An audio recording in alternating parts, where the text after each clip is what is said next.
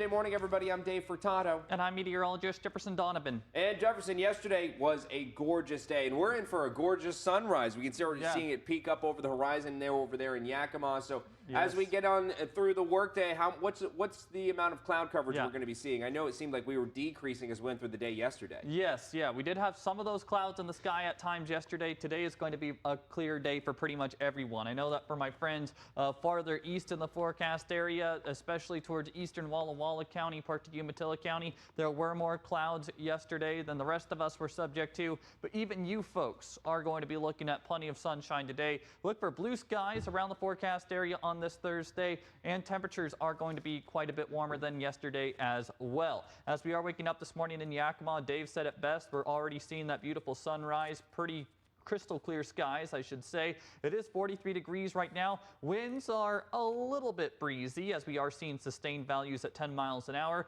and we are going to be looking at breezy winds throughout the day, gusting between 20 and 25 miles an hour, but that should not be a huge concern. There's a look at your weather headlines. Warm temperatures and sunny skies going to be in store for this Thursday. This weekend is going to be summer-like as we see values potentially into the 90s for many of us, but then we do go through a cool down as we head through next week. I will talk more about all three of these weather headlines coming up.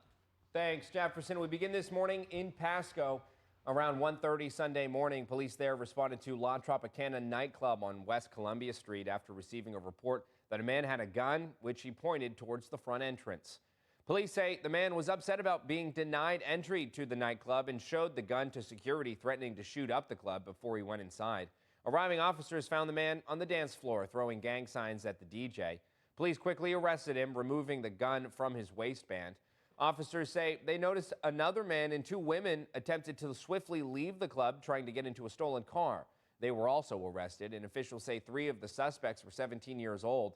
One of the women, Amaryllis Lamberta Patino, was 18. The three that tried to flee were arrested for charges related to the stolen vehicle, while the man with the gun was arrested for unlawful possession of a firearm, threats to kill, and threats to injure property. Richland police are asking for help with a felony hit-and-run collision that happened at the same time near Columbia Center Boulevard and State Route 240. This vehicle hit a pedestrian who was crossing Columbia Center Boulevard early Sunday morning, and the driver didn't stop, instead fleeing the scene. The car was last seen on North Kellogg Street and West Clearwater Avenue in Kennewick. The pedestrian was taken to the hospital with multiple serious injuries. Now, police are looking for the car and its driver, and they say the vehicle may be a black Toyota or Lexus with silver trim around the windows and will likely have damage to the front of it. If you have any information, you're asked to contact the number on your screen.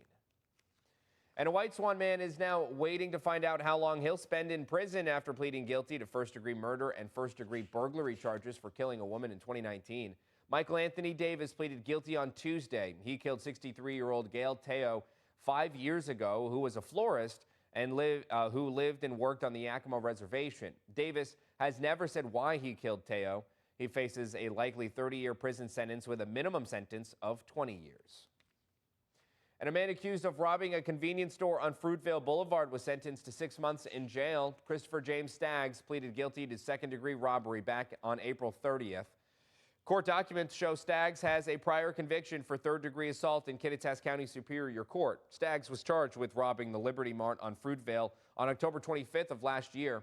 According to an affidavit, a store clerk at the Mart told police a man came into the store shortly before noon and walked up to the counter with his hand under his sweater, demanding the money in the register. The clerk removed that cash, and the robber took off with that money. Police were able to identify Staggs using video from the store and nearby security cameras.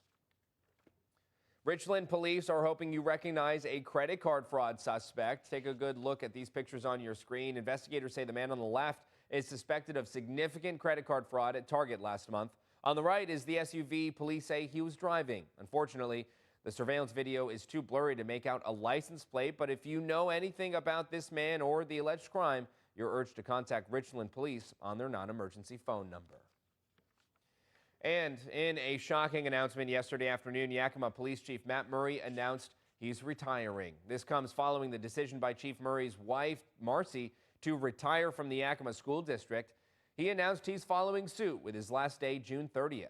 Chief Murray has been with the Yakima Police Department since May of 2019 and wrote in a statement, he's so proud of the work he accomplished that they've accomplished together with the community during his 5 years in Yakima. Folks looking to fly out of Pasco, switching gears rather, folks looking to fly out of Pasco will be getting easier access to one popular destination this year. American Airlines is announcing they're adding an additional daily flight to Phoenix. The move comes less than 3 months after the airline first began offering flights to the region, something airport managers tell us only further proves the increasing popularity of the Tri-Cities airport. This year has been awesome as far as announcements. I mean, there's a lot of airports in the country that are not adding flights. Some are losing flights. Some are just maintaining. So the growth we're seeing with the amount of new service is really awesome. Now, the second daily flight to Phoenix is set to begin September 5th with tickets already available. And May is Mental Health Awareness Month, and while work continues for folks in need, organizations in our region are pushing to destigmatize men's mental health. Leaders with Greater Columbia Behavioral Health tell us more resources have become available in the Tri-Cities for young male children and teens dealing with mental health decline. They also say asking for help is the first step.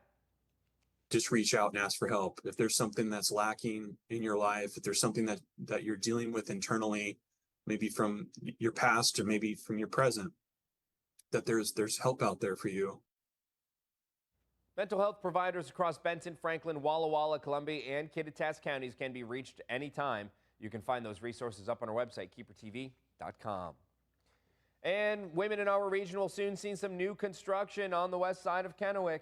A groundbreaking ceremony was held yesterday afternoon for an expansion building of New You Women's Clinic and Aesthetics.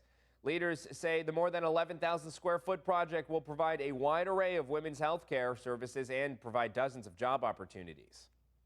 This building specifically is going to house around 50 to 60 jobs for our community, which is absolutely huge. We're also launching a strip mall that's a 9,000 square feet strip mall as well that will be housed on this property as well. So that's going to also bring in a lot more jobs for our community, as well as different services that people can come to Kennewick and receive here. The new clinic, which will be located on the corner of 10th Avenue and Clearwater, is slated to open to the public in May 2025.